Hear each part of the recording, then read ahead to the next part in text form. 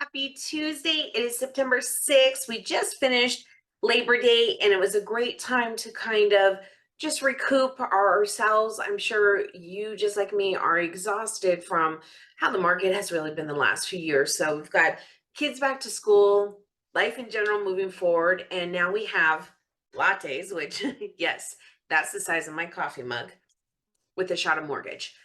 So it's going to be really quick. As always, try to keep these 15 minutes or less on Tuesdays. Next Tuesday is going to be our big agent workshop. Is really going to be deep diving into what our clients are struggling with, what is going on, how the confusion going out there and messages and things are really just causing some frustration for customers. So we're going to really talk about how to fix that, how to be a better message, and just kind of things to think about. So we will go ahead and keep breaking down here our information. And my video is going to be a little funny, apparently. So my apologies for that. It shows I'm on and I'm talking. So let's first talk about mortgage rates. Right now, rates today are probably where we were back in June. You see our weekly updates. It's just a roller coaster right now. So it's been kind of crazy on the market side, but we want to start watching for those indicators, which we want to start seeing inflation calming down. We want to start seeing unemployment increasing. And then we will start seeing mortgage rates reflective of that and getting more positive. So, one of the big reports that came out on Friday was the ADP jobs report. And what they break down is they really take all the jobs data and they really hyper focus, drive down on where are jobs being created, where are we losing jobs, what's going on.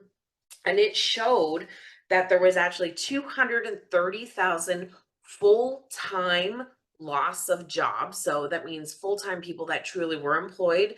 230,000 people had lost jobs.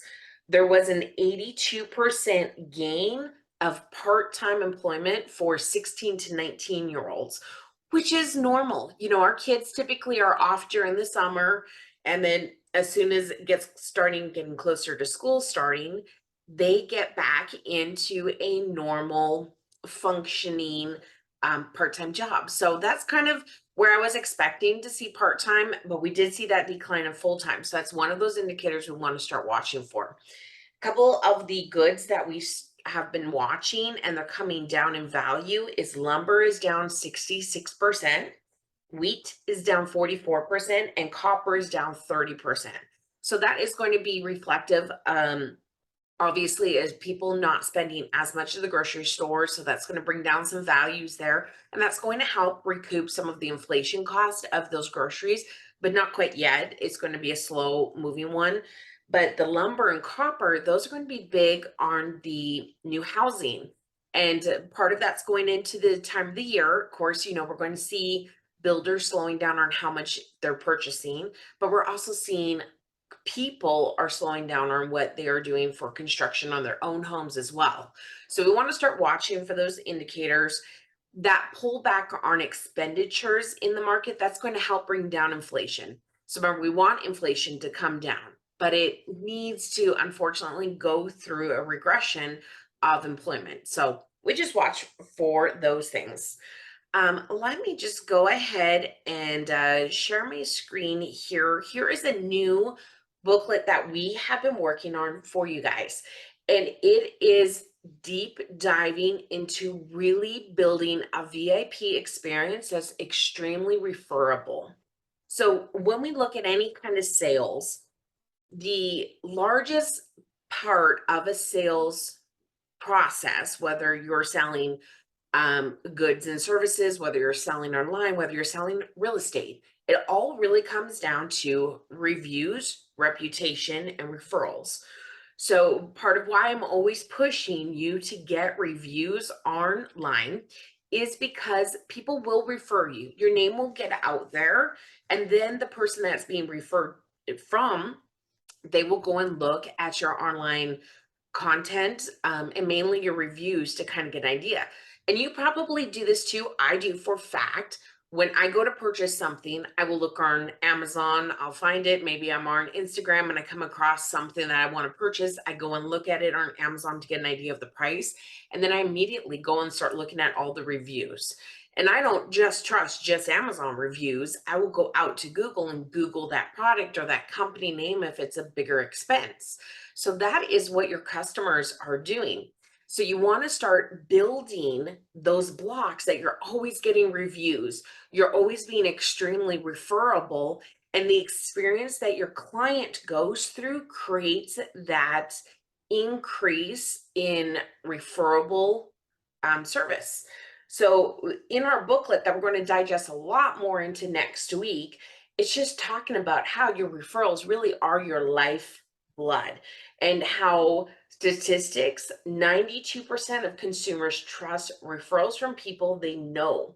A typical agent earns 42% of their business from repeat clients and referrals from past clients. And 82% of all real estate transactions this last year came from repeat referable business.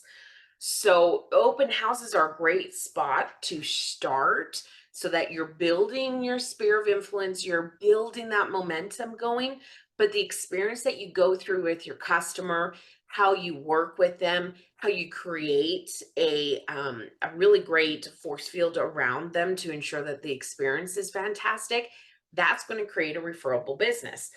But the hard part is that people forget about us. So part of what we're going to talk about next week is really going through what it takes to be a great experience. And I'm going to tell you right now, a big piece of that is really standing up to your clients on who you want them to use as a lender.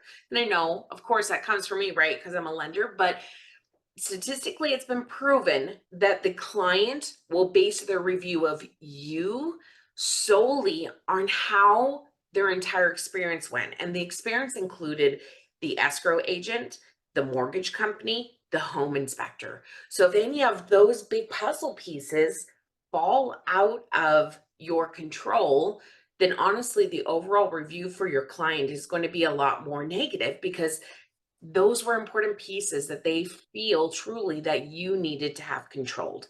And since they're not in real estate, they don't understand how that does work. It's really important that you start working with your clients and saying, who is your lender? And stopping the confusion, helping them just dial into a specific lender that's going to meet their um, communication requirements and just the type of client that they are, and really help them hone in. Keep that communication open with them where you're asking, how are things going with your lender? Are you happy? Making sure you're open with your lender to say, hey, our client feels a certain way about communication, or they're not feeling like they're connecting. But the biggest piece is that lending side, because that can really affect your review and outcome. On top of that, we want to start working on creating a referable program. And I'm going to call it the VIP referral program. And I've created in here the ultimate checklist to go through of what you need to think about in creating this program, how your strategy is going to work for it, how you can start honing into having Facebook groups, how you can start honing into next door groups. I've got a month by month calendar built in here as well, giving you ways and ideas to build up activities so that you are a very referable agent.